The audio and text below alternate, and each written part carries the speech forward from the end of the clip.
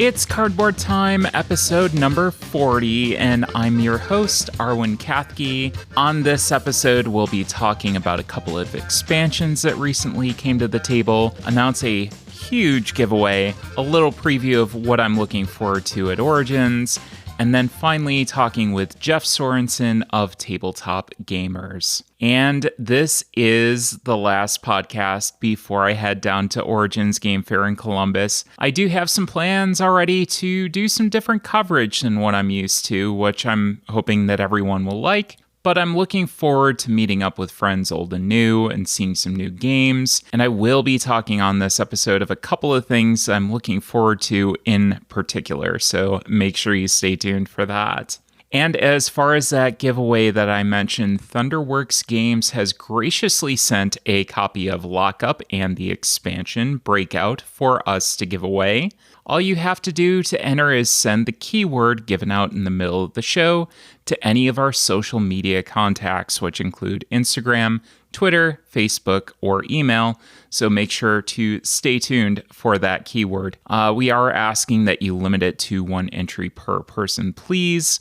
Entries will close in the evening of June 7th. We are going to hold the drawing live in the evening on Instagram June 9th with a little bit of a surprise there. And we will be updating you on the time on our social media accounts. That is directly at Origins. So I will be going live from Origins Game Fair to give that away. So good luck to everyone on that. And definitely one game that I'm excited to give away a copy of. And we will be talking about the expansion on this podcast. So let's go to today's beer of the day. Today, I'm talking about the Twitchy Bitch on Jamaican Me Crazy Beans from Arche Brewing right here in Akron, Ohio. Now, Arche has become one of my favorite little microbreweries here in the Akron area. And I'm a big fan of coffee. I'm a big fan of beer. So it's no surprise when you put the two together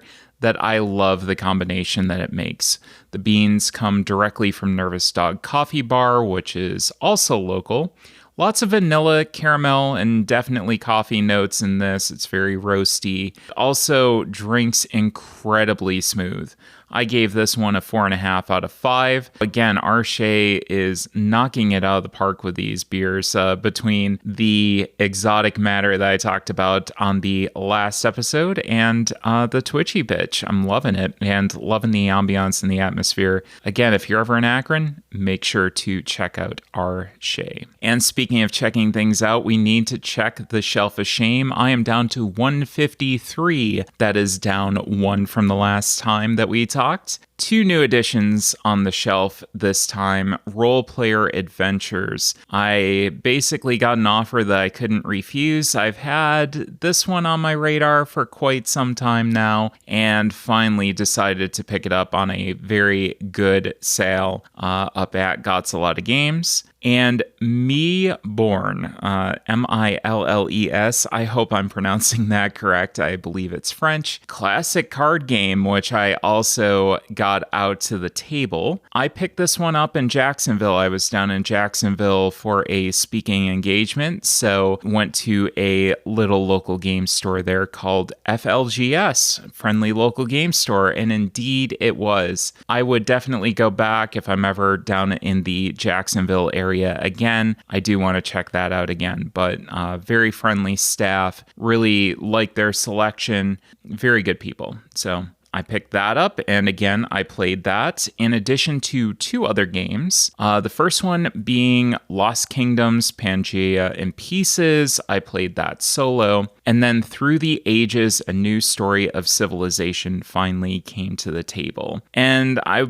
was going to talk about this one in detail and do a review of it, but there's a lot of complexity to this. I will say that I am going to take my physical copy, and I think it's going on the sale pile. It's not that I didn't enjoy this game, but I think it's something that the app does so much better at handling all the pieces that are moving around. There's a lot of cubes.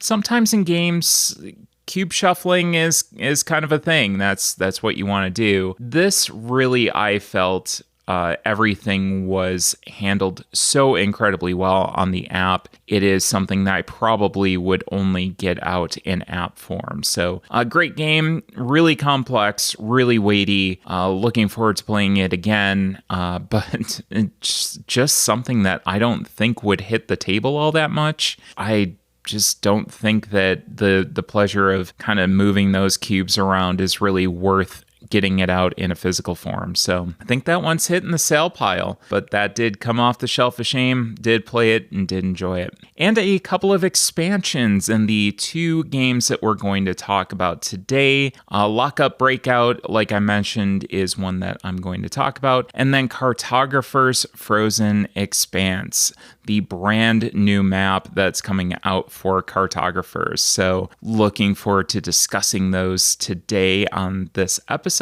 And let's get right into it. Let's talk about Lockup, Breakout. And Lockup plays from 1 to 5 players in 45 to 90 minutes. Designed by Stan Kordiansky, and the artist is Gong Studios, Lucas Rubiero, and Diego Sa. Published by Thunderworks Games. This is an expansion for Lockup, which is a worker placement game in which the workers have sometimes hidden values. You can place a certain amount of them upside down so your opponent doesn't get to see what those values are, which creates a little bit of an area majority game for each worker placement space, in which the strongest crew in each location gets the best rewards.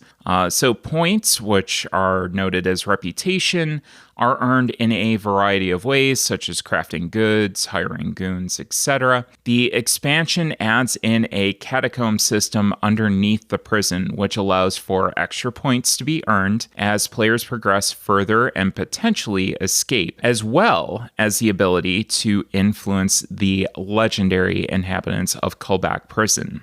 So this one was a Kickstarter purchase for me. And I really loved the original Lockup after I purchased a used copy at Got a Lot of Games.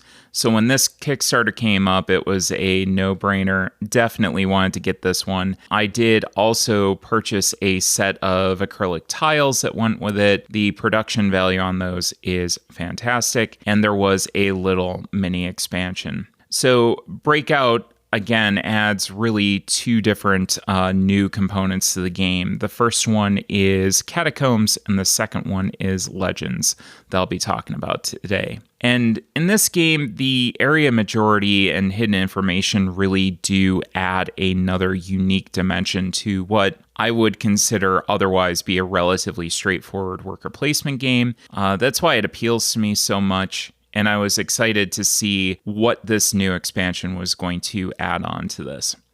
So the Catacombs were interesting. They added another path to victory for players and some minor bonuses. Essentially, you got a extra crew tile that had a 1 value, as well as a little symbol to show that they were a crew member that could go and seek down in the catacombs. So if you had the strongest crew, including that tile, on a location that had an entrance to the catacombs, you got to move along that catacombs board, and progressively those points at the end of the game, depending on how far you got along, would increase. And there were some little bonus opportunities, an extra resource cube here and there. There were plenty of opportunities, I thought, in a 2-player game to get to the end. I thought that we were going to be contending a lot more for those movement points, and we really weren't. You know, especially if you timed your shortcuts well, you had that extra resource cube to just bypass some of the extra locations. You could really move along pretty fast in this. They did provide a really good point opportunity, 17 or more, depending on how early you got to the final space, out of 100 points or, you know, a little bit more. So it really did provide a nice little point boost there. It didn't feel like this added a significant amount, but enough to provide a bit of extra complexity. So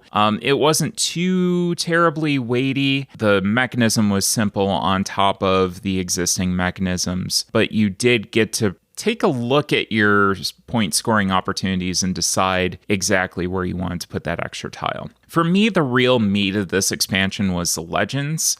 Since the crew expands with that extra crew member and the seeker tile, you basically have an extra tile that you are left over with. Instead of placing all of your tiles out on the board, you are just placing all but one, and then one is left. You place that face down on this Legends card. And after everything resolves, you get to see who the strongest crew is on that card. Whoever the strongest crew is gets to resolve and gets, a relatively okay, decent to very nice, potentially game-altering bonus for that legend card. So the weakest crew can also sometimes suffer a penalty. So those cards all have a different feel to them. Again, they can be really great. They can be relatively minor, but it balances itself out really well by the fact that players are determining their value by what tiles they leave to place on the card. So if they really value that space quite a bit, everybody's going to be placing the higher value tiles for themselves on that card, especially for some of the nastier penalties to the weakest player. So I thought that was really interesting in the fact that the worth of the card is essentially balanced by the players. So that was cool. There was a wide variety of cards. There's 18. You only ever get to see 6 of those come up during a game. So you have the potential for a lot of variety. And, basically when they come up, they could be something that you really, really need, or maybe something that you don't. You can just say, just forget about it. I'm going to place all my high-powered crew out on the board and not worry about this. This expansion, for my final judgment, made its way into my core box. Not necessarily for the catacombs. I thought that the catacombs were okay, but definitely for the legends. I will not play without those. It's an easy enough teach that I really didn't feel this is something that I would have to keep separate out of the core box. So as far as whether it's necessary and a must buy, I would say if you really like the base lockup and you're looking to spice it up a bit, this would be a great addition to the game. I would play a couple of base lockup games just to make sure that you have the feel for it before you add this in as well. So this is definitely staying in my lockup box, which is going nowhere on my shelf. I love this game. So for those looking for the keyword for the giveaway, the keyword is mercy. That is mercy. And again, to enter, all you have to do is just message me on any of our social media or my email and give me the keyword, and you will be entered for that live drawing. So good luck to everyone. And that was Lockup Breakout. And the second game on the agenda is Cartographers Frozen Expanse. And this plays from 1 to 75 players if you have that many friends. It plays in 30 to 45 minutes, designed by Jordi Aiden and John Brieger. And the artist is Lucas Rubiero and Diego Sa. Published by Thunderworks Games. Chill winds howl across the frozen expanse where the Kaika make their home and the fearsome frost giants lumber through the snow. Queen Gimnax sent you to this cursed place with the fruits of a past expedition, the torn scraps of a map, partially finished by another cartographer who did not survive the journey. Now it's up to you to finish mapping the frozen expanse with the work of an ill-fated guild fellow to guide your way. New gameplay focusing on restricted terrain placement requirements and a large gold bonus for surrounding a lake to discover an ancient relic submerged below.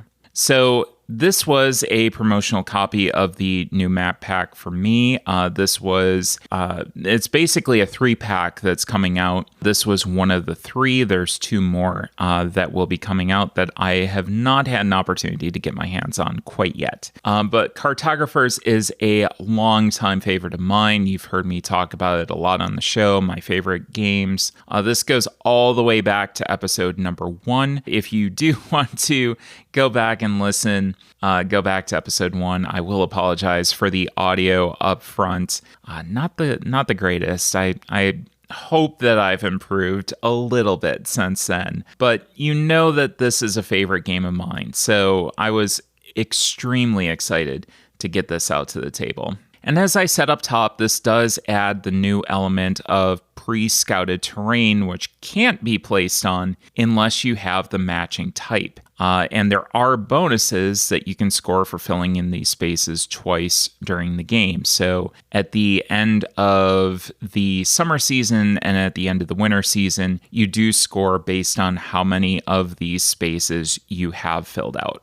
So it does give a very big challenge, but it also does provide a reward for going back and scouting and making sure, yep, this is what this is. You know, I've seen it with my own eyes. This is the land type that this ill-fated cartographer has seen. So there's also that large lake that gives multiple coins for surrounding it. So a nice opportunity for some big point bonuses here. The pre-scouted terrain really amped up the difficulty. I can't emphasize that enough. I feel like this map really... I definitely had to make some tougher choices because of it. I had to plan much more in advance.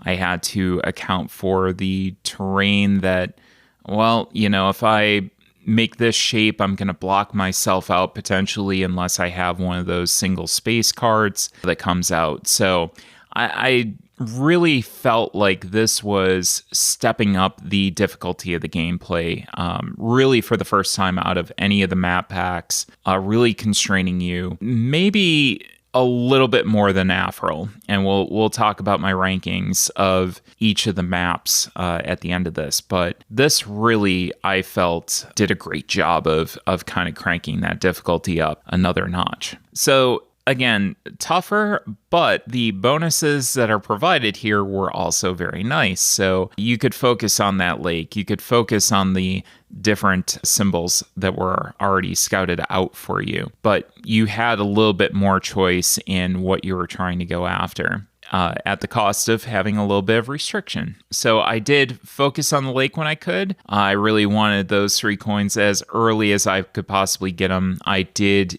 get to it at the end of summer, I believe. So that was a nice 9 points for me. You know, and I will say that was a pretty good strategy. It wasn't quite the winning strategy. And the one negative that I did have about this map was determining which scouted spaces I had filled in. And as we filled spaces in, determining which one of those, you know, was which kind of became a little bit more difficult. So as you're going to score and as you're scanning your map, trying to figure out exactly what to score, how to score it, we did draw a box around the ones that we had filled in just to kind of signify them a little bit. If you are playing without the colored pencils and you're just playing with regular pencil or a pen, it can get a little bit more difficult because of how those are printed, you know, just to scan and see, okay, this is filled in, this isn't filled in, etc. It was probably the one negative that I had out of this outstanding addition to Cartographers. So for my final judgment on this is not going to be a map that you unleash a beginning player on. If you're an experienced Cartographers player, this is going to be one for you. This is going to kind of give you that a little bit of difficulty boost that you've been waiting for, I think. You know, but it's definitely one that those of us who have had Cartographers, have played a bunch of it, have played a bunch of the maps, get it out on a regular basis, are going to really, really enjoy. So I'm going to say my ranking of the maps for Cartographers are in this order. This is just personal preference. It's not difficulty or anything. It's just a matter of if I were given the chance to play something, what would I play first? I think my favorite is the Afril expansion. I really love that map, the different islands, the different planes that you're exploring, and you're trying to connect each of them before you can place. Love that. Again, a little bit more difficult map to explain to people, but it just gives me that nice little difficulty boost I'm looking for. I would say Frozen Expanse is probably right after that. Really had a good time with this. looking forward to getting this one back to the table. Nebulous, the volcano map, I enjoyed that as well. I love kind of working around that volcano as the lava is coming out and destroying things, whether you want them to or not. And then the original map, and then Undercity was kind of at the bottom of my list. Not that it's a bad map, it's just one that I didn't enjoy as much as the rest of them. So I'm interested to see what Caithra's Step and Hornhelm add to the mix. Everything is available for pre-order on the Thunderworks website for your information. They're not sure about whether they're going to have maps available at Origins, but you can pre-order them directly through their website. So they said at the very least, Gen Con, they would have some. So that was Cartographers Frozen Expanse. And I wanted to give everybody a little preview of what I'm looking forward to most at Origins. There's so many good games that I saw on the BGG list that I'm looking forward to checking out. A lot of games from studios that I haven't heard of, which kind of excites me. Every once in a while, you'll find those really cool games that just fly under the radar. And for me, that's exciting to be able to bring those games to light, to shine a little spotlight on something that might not have otherwise gotten attention that really deserves it. So these are our 4 games that I'm looking forward to.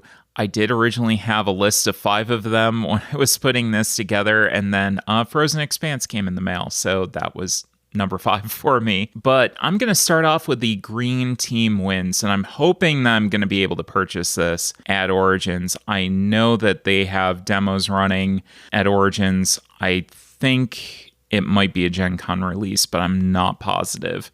This is a party game from 3 to 12 people.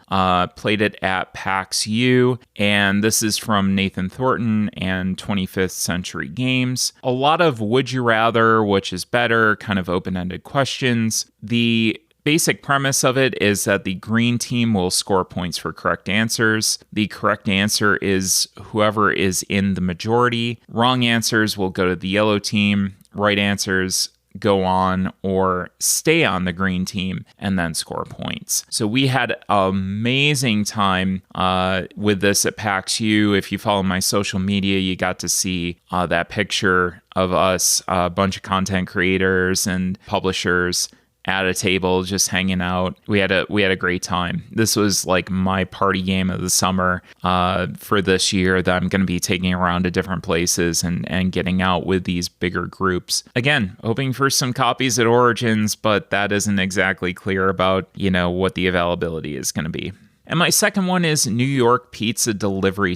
This game is about building up pizzas, getting ingredients. Certain restaurants have permanent ingredients. The rest you kind of have to find. It's a pick up and deliver, competitive and co-op, I believe. And the reason I'm kind of not sure is it was competitive and it did have an option for co-op, because I tested this way back in 2019. It was developed here locally in Akron, a local designer by the name of Ron Rich and Heirloom Games. I'm picking up my copy at Origins. I'm looking forward to seeing what he's done with the game. This is kind of more of a personal one for me, again, because I did get to test it in person and, looking forward to supporting a local designer as well. And who doesn't love games about pizza? And then the third one that I'm really looking forward to is Decorum. And this is a cooperative hidden information game in which you're decorating a home that you're trying to make everybody happy, but you can't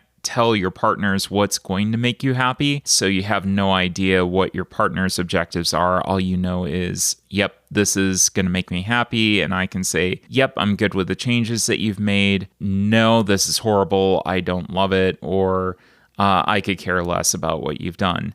So it seems like a very unique take on the hidden information co-op genre. I'm really seeing a lot of content creators go on and on about this game, and looking forward to actually trying to demo it myself and possibly pick up a copy if I really enjoy it. And then number 4 is Septima. This is Mind Clash's newest game announcement. Usually they're in with bigger, heavier games.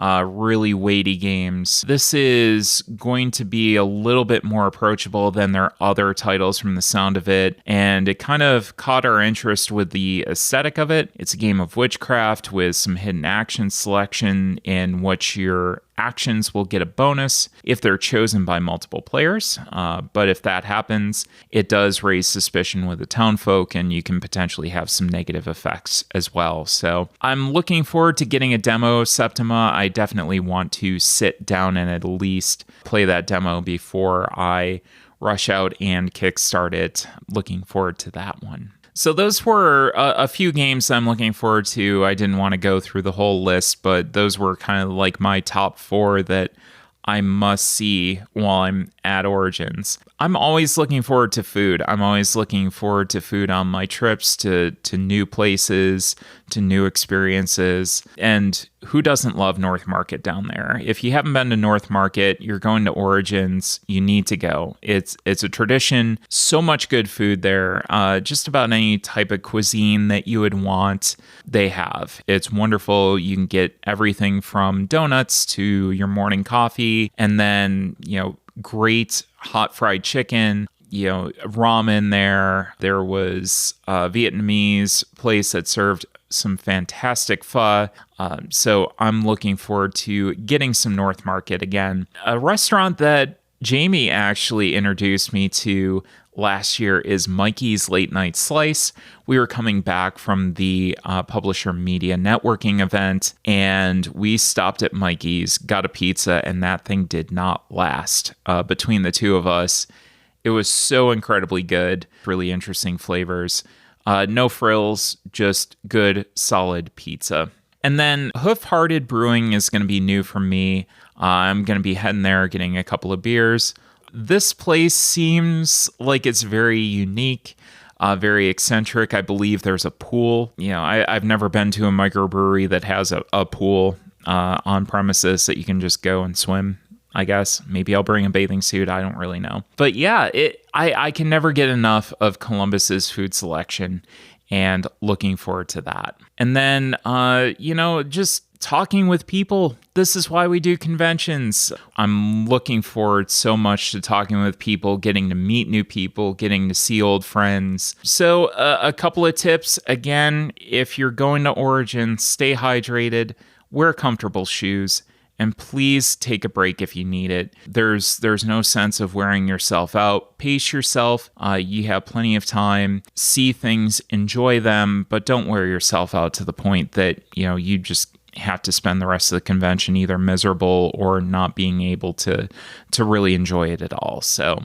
those are my tips. That's my preview. Again, looking forward to providing coverage. This is going to be great. Stay tuned, because coming up next, we have an interview with Jeff Sorensen from Tabletop Gamers. Stick around.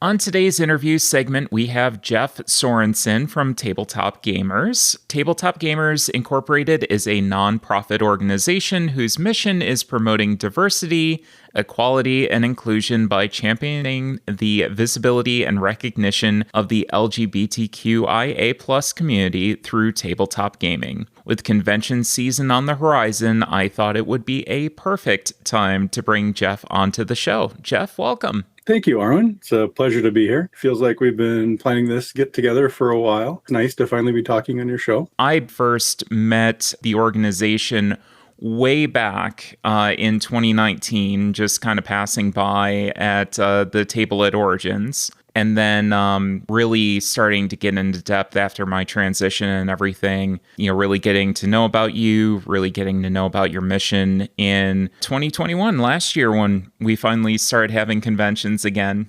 Starting to get back to the new normal. Yes.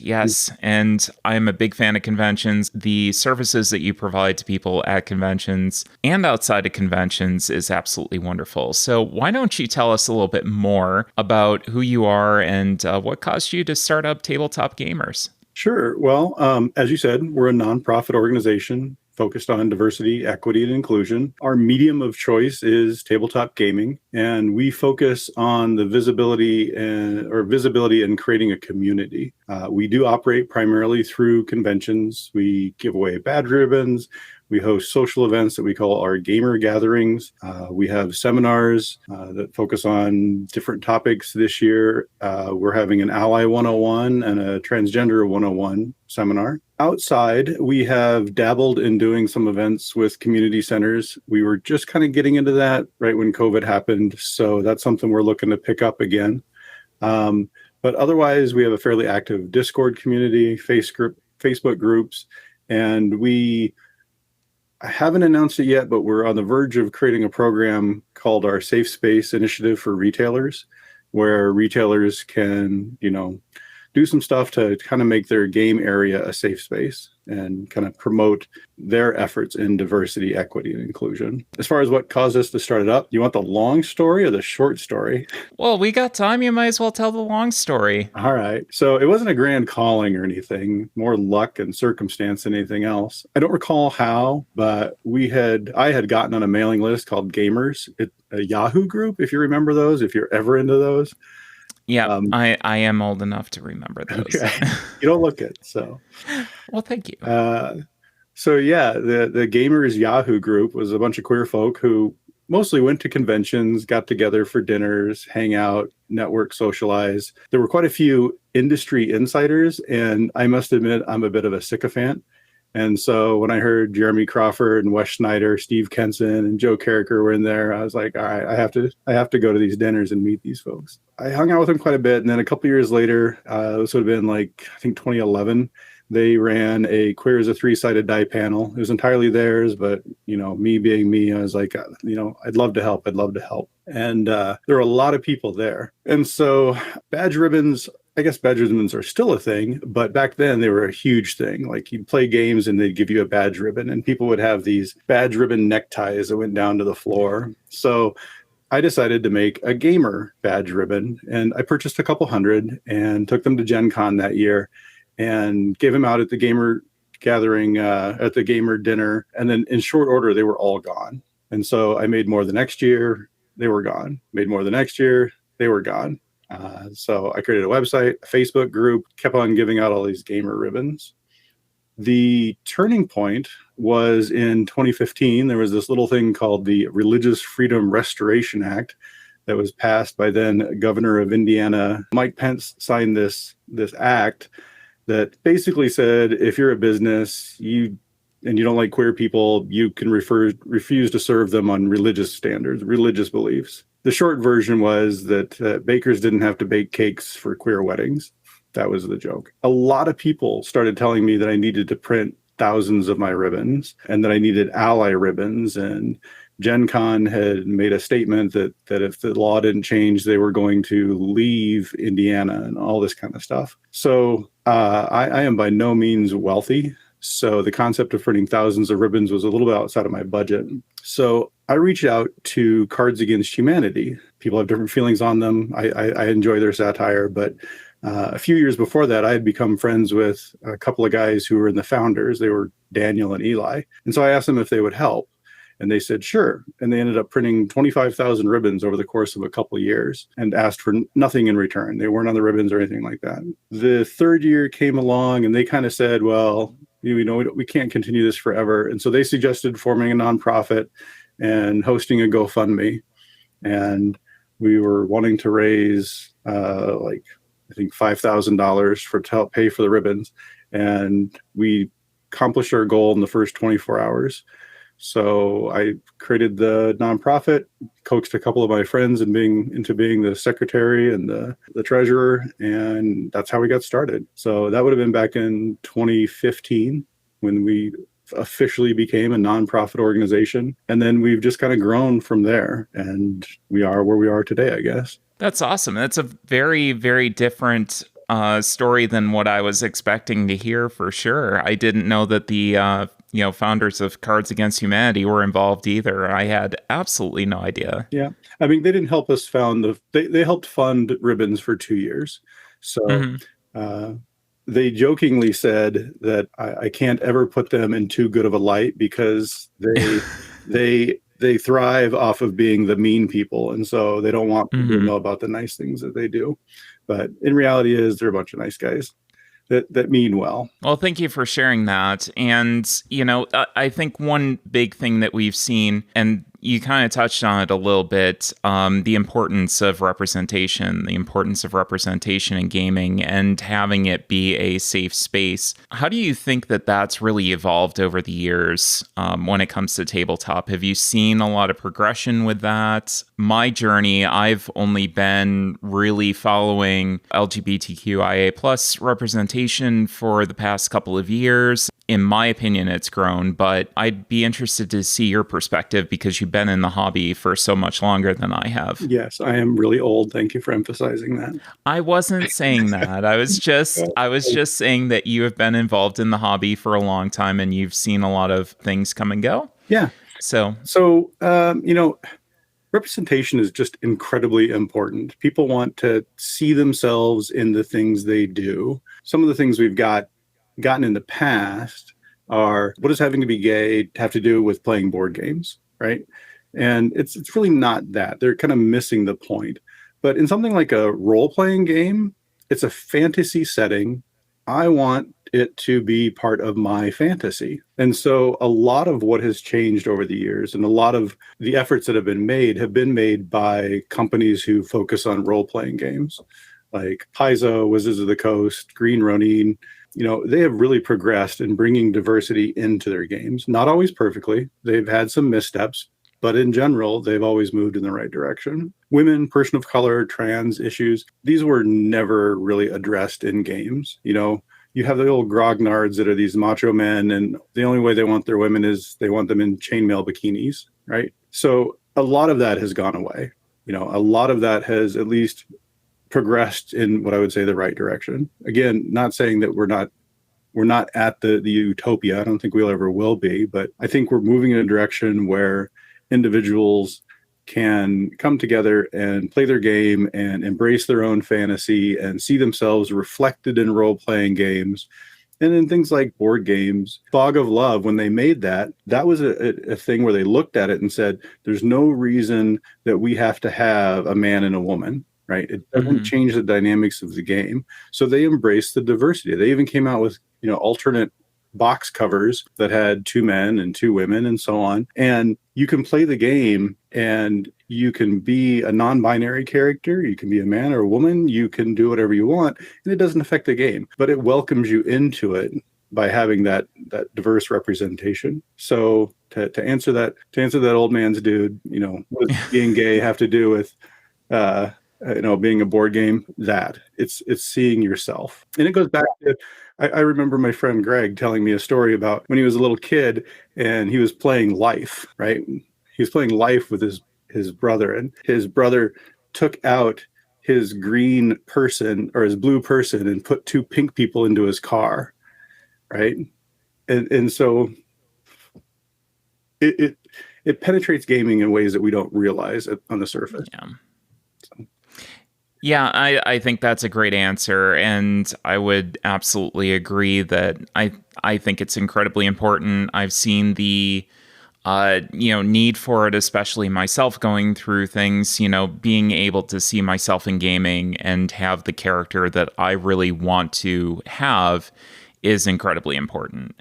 And sometimes that winds up being, somebody that I'm not, but sometimes that involves having characteristics that I share with them. So I do think that that's incredibly important as well. You touched on the pronoun badges at conventions that Tabletop Gamers is kind of famous for at this point. One question that I did have was, have you seen much change around how conventions handle pronouns on badges since you started? Yeah, so I want to clarify a couple things. The pronoun badge ribbons predate us, but as far as like Gen Con and stuff, we brought them there. There's a website called pronounribbons.org that we now manage, but it wasn't managed by us. There was a couple of folks that did some really good research on how these badge ribbons should be made and so on. In 2018, Greater Than Games, huge supporters, proposed the idea, and they gave us the startup funds to kind of add them to our collection. But so that's kind of how they came about. As far as importance, so we will have cisgendered guys and gals come up, and we will offer them a pronoun ribbon, and they're like, no, that's okay. And because their sense is, I am obviously a man, or I am obviously a woman. And we kind of gently explain to them, well, it's really not for you. In part to normalize the conversations. It's in part making it easier for others whose gender identity may not be reflected in their presentation or may be uncertain, right? And so it's normalizing the conversation and making it okay to express yourself in whatever way you're comfortable. So the purpose is more than just correctly identifying people. It's to raise awareness. And that has really been embraced by a lot of conventions. Gen Con this year, you can put your pronouns on your badge, which I kind of still prefer the ribbon just because it's bigger and easier to see and it's more of a statement. But yeah, a lot of conventions have done that. A lot of conventions have made their own ribbons. I'm always telling people just use what's recommended on pronounribbons.org, because they always go through the trouble of, what font do I use? What colors do I use? And we're like, don't use different colors for the different genders. Don't even try. You make them lime green. Nobody identifies with that color. It's gender neutral, and use a font that's big and bold and easy to read and everything else. But no, I think they're super important. And yeah, the adoption has been great. Oh, awesome. And I know from my own personal experience, like I said, the first time I really came across the booth was in 2019 before I transitioned. And I got to hear a lot of those comments of, well, I don't need that. Obviously I'm a guy. So, this is completely irrelevant for me. And then, you come to understand, yeah, okay, this is something that I should be supporting. I should be, just putting it on there, even if I'm just an ally, to say, these are my pronouns, and kind of normalize it. I usually have my ribbon, put them on my badge. I usually have a button too, and a backpack that has 8 million buttons on it. And like 50 of them say she, her. So yeah, the gamers in general, straight or otherwise, and in particular, queer folks seem to love the swag. So how have you seen conventions change in attitude towards the LGBTQ plus community in the years that you've been doing this? So, I mean, to be honest, the big conventions, Gen Con, Origins, as long as I've been going anyway, they've always been pretty good about supporting diversity. But in the past 10 years or so, I would say they've gone from supporting diversity to embracing diversity, right? And you have PAX, and PAX Unplugged has had a diversity lounge from the get-go at PAX Unplugged. And I think, I don't want to be pragmatic, but I mean, it's good for business, right? It's the current trend. It's also good to do. There are some smaller conventions where it's not that they are anti-queer community, it's just they are still kind of it's not why we're here. We're not here to make a political statement, is what they think. And so those are honestly the ones that I want to go to kind of, bring them into the light a little bit. It's not a political statement, it's a support statement. And kind of as a follow-up, have you seen the attendees' attitudes have changed? That is a much bigger change. So when we first started doing this, in 2015 with the whole Religious Freedom Restoration Act, it was on everybody's mind. And you had people that were super supportive, and you had people that they weren't not supportive, they just didn't understand it, right? They're like, isn't this convention supposed to be welcoming for everyone already? What does being gay have to do with playing board games or whatever? There was mostly what I would call ignorance rather than hostility, right? They just didn't get it. Now, there were a few hostile situations. We've had, people mumble fag under their breath as they walk by, and that doesn't really happen anymore. But we did, I want to be clear here. Tabletop Gamers is a 501c3 nonprofit organization, and we are not a political organization and don't take a political stance for or against any candidate. We can, however, talk about political topics if they are within our realm. So anyway, this old white guy, it's always the old white guys. He was even wearing a MAGA hat, came up to our table and kind of stood there and looked at things and kind of glared at us. And he's asking, well, what are these? And he's pointing to the pronoun ribbons. And we kind of, explained it to him in a nice straightforward way. And he's like, what's that one? And it was just the one that we have that's blank. For logistics reasons, we've got the he, him, she, her, they, them, and then we have a blank one for if you want to fill out your own, and we bring a marker and so on. So we explained this to him, and he's like, well, can I fill out one? And I'm like, sure. And he scribbles on there, proud, straight American. And so my reaction to those things is always to embrace it with humor. And so I looked at that, I said, that is awesome. Can I put that on for you? And then I'm like, can I take a picture of you with that? That would do amazing things for our fundraising. And he like snags it and walks away. I'm just like, but those are so few and far between nowadays that they are very much history. Instead, we've got young people coming up that, a few years ago, we had someone come up kind of hemming and hawing around our table. And she's with her friend, and her friend's kind of nudging her. And she finally comes up, grabs one of the gamer ribbons, and then goes snickering off like she's super happy. And then she posts on Twitter a picture of herself with the ribbon. And she said, thank you, tabletop gamers, for putting these out. I stood around your table for a long time, trying to figure out if I was ready to do it or not. And finally I said, F it, and put it on. And I said, the people that don't like it can deal with it. That this is who I am. And so it's that kind of stuff that just really makes it worth it. Well, and going back to the representation, if you hadn't been there, she wouldn't have felt comfortable making that statement. And I think that goes a long way to making people feel comfortable. It goes a long way towards self-development. I've talked on the podcast before about how I've actually had gaming nights for my local PFLAG group that we had a girl that was transgender who came, and that was one of the times that she was actually able to be out and be herself, and she knew that she was going to be supported. It's so incredibly important to have that. I'm really happy about the number of times. So we've got a rainbow table with a big purple tablecloth and shiny buttons and all this kind of stuff, and we inevitably attract small children.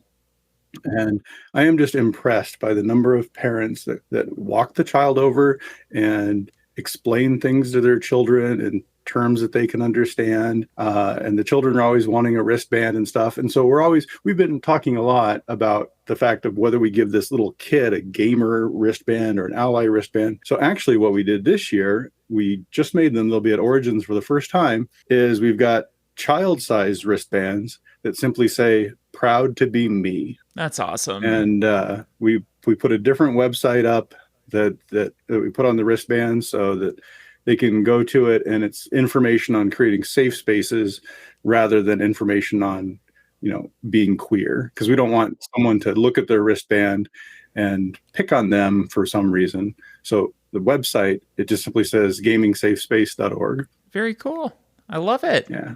So other than what you do inside conventions and that, we've talked about that quite a bit, what do you do also outside of conventions to try to support the community outside of those times that we're sitting and having those intense gaming sessions? Historically, not much. We've been exploring, well, I should say we haven't been much in terms of activities. Like I said, we were exploring the idea of working with community centers and connecting them with board game providers and connecting them with volunteers in the area that could come in and run what we called a game night. But outside of that, it's been mostly digital. So we've got a fairly active Discord group. We have a number of Facebook groups, and we've got, I guess it's more of a pulpit is the newsletter. We are in the process of spinning up a Twitch channel. But as far as actual activities, we haven't done a whole lot outside of conventions. That's certainly been our focus anyway. And what conventions can people find you at this year? So we are, this coming weekend, we're going to have an info table that was kind of unplanned at PaizoCon. But the first one that's kind of where we have a real presence is Origins in June. Then we'll have Gen Con in August, Gamehole Con up in Madison, Wisconsin in October, and PAX Unplugged in December. We decided we were going to start exploring some other ones as well. we sent a couple of people to GaryCon a couple months ago in March. And then we are going to have people going to Dragon Con as well. Oh, So, awesome. and that's mostly just exploration, kind of feel it out, figure out where we would fit in their current models. The GaryCon people were super nice. And they said, we could have a table. They even showed us where we could have it and all sorts of support there. So, and I think Dragon Con will be the same. It's out of Atlanta. I think it's in September. It is Labor Day weekend every year. I've been attending that since 2012. After I moved down to Alabama, that was like, I've got to go to Dragon Con and check it out. And it's huge. Nice. But I've always felt welcome there. And it's a very cool atmosphere. It's big. It's like 90,000. Massive. So massive. Pre-COVID anyway. So yeah. Yeah, it was a little bit later last year, which was kind of nice because you didn't have to navigate all those crowds like normal. Yeah. So is there anything new going on with tabletop gamers right now? Yeah, we've had a lot of growth. It kind of started last year at Gen Con. Some of the Gen Con organizers asked if we would like to have our own room at Gen Con this year. Oh, awesome. And after sweating a little bit, I'm like, yeah, sure. So historically, we've been only about 4 or 5 people who kind of do everything for tabletop gamers. So in December, we put out a call for people interested in becoming new directors and officers. And we now have 16 people that are directors or officers. So we've got at Gen Con, we're going to have an entire room. We've got like 100 different events, board games. They're basically giving us the room and saying we can do whatever we want with it. So we've got a huge number of games there. At Origins, they asked if they could put us in the exhibitor hall this year because Origins has not always had the greatest of spaces for community row. They just kind of stuck us in a table out by the reg area, area, right? Yeah. So they asked if they could put us in the exhibitor hall. We said yes, and so we're going to have a booth. And then I'm not sure if you're familiar with it, but the Don't Say Gay movement that was in Florida is fortunately spreading. Ohio being one of them. Indeed. And so we've got new bright pink ribbons that have Say Gay on the front. But we were a little hesitant because back in the day it was a campaign of Don't Say That's So Gay. So it now says Say Gay big in the middle, and before it says it's okay to say gay in the right way, and then has gay, gay, gay, gay, gay all around it. So, and then I already mentioned our safe space initiative for retailers. We've always had gamer and ally ribbons. And for me, gamer has always been an umbrella term. It's meant for including everyone, but rightfully so. Some people don't appreciate that. They don't think that it represents them because they're not, quote, gay. So bi or trans or whatever. And so we have new pride flag badge ribbons. They still all say gay, but the background is one of 11 different pride flags. So you can get gamer with a lesbian pride flag behind and stuff like that. And then the game night for community centers, we're trying to start that up again. And then we've been playing around with it. You can go if you want to look at us play around on our new Twitch channel. Well, it certainly sounds like you have your hands full this year, getting all those initiatives going, but I know that you can certainly handle that, and it's going to be great for everybody involved. How can people support and get involved themselves? Well, we're a nonprofit organization, which means we're always begging for money. So if people are looking to donate or support us, whether it's individuals or companies, a few years ago, we started a sustaining donors program that now has 70 people on it or so, that each of them donate just a small amount each month, but when combined has a big impact on our organization. And despite the fact that we now have 16 people involved, we're always looking for help. We're looking for ideas and volunteers. And if people are interested in becoming new officers, that they should just get in touch with us because we'd love to talk to them.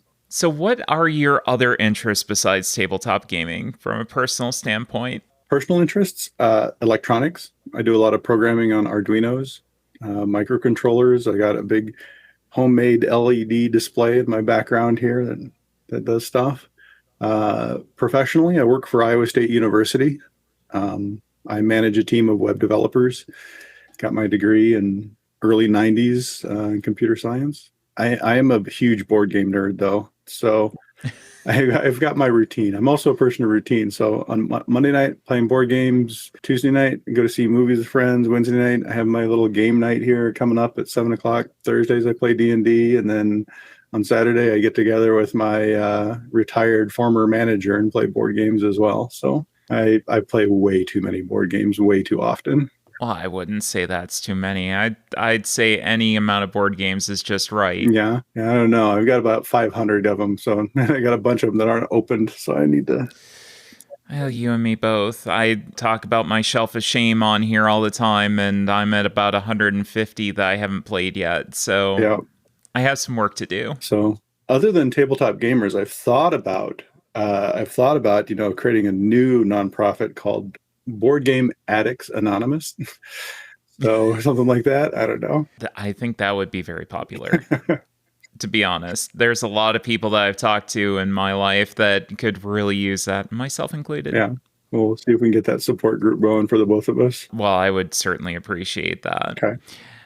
So you talked about having, like, what was it, 3 or 4 board game nights a week. What is currently on your table? Recently, my friends have played a lot of Wingspan just because we enjoy it. We come up with what we call our happiness to effort ratio. Mm-hmm. So a lot of the games that I like are super heavy, super involved, and I have a hard time getting my friends to play them. I'm an old grognard. There's a game called Advanced Civilization that was made by Avalon Hill many, many years ago. Mm-hmm. And it's one of those 12-hour games, right? Nothing to do with Sid Meier's Civilization. This was Avalon Hill's game, and it's like it takes a good full day to play. So occasionally my friends will let me coax them into playing this full day game, but not often. So I think our go-to games are Terraforming Mars, Wingspan, Castles of Burgundy. Mm-hmm. Those are some of the favorites. Occasionally we'll still break out Puerto Rico or something like that. Awesome. And how can people keep up with you on social media? So if you go to tabletopgamers.org, and of course you'll know it's GAYMERS.org, there's links to it down in the footer, but we are Tabletop Gamers everywhere. We've got Facebook, Twitter, now Twitch, Instagram, Discord, and then there's a bunch of the Facebook groups on top of just our Facebook page. Well, awesome. Anything else that you want to talk about?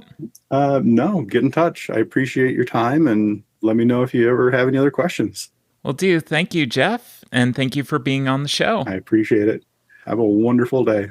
And I think that's going to do it for us today. Make sure to take a look at our website if you want more information. Our Instagram and Twitter is at cardboard_time. Our Board Game Geek podcast page is up, and check out our Board Game Arena group. Search for Cardboard Time, start up a game, or just chat with us. And any questions, suggestions, or ideas for discussion topics, please email cardboardtime@gmail.com. I might not get around to questions for a little bit, but I will be banking those up and then getting onto those on a later episode. It's getting to be kind of the crazy convention season, so going to be a little bit busy here in the summer months, but we will get to those questions. And again, remember that giveaway. You have until the evening of June 7th to get those entries in before ultimately we do that drawing on June 9th. So, as always, thanks again for listening, and we'll see you in 2 weeks for another episode of Cardboard Time. Happy gaming.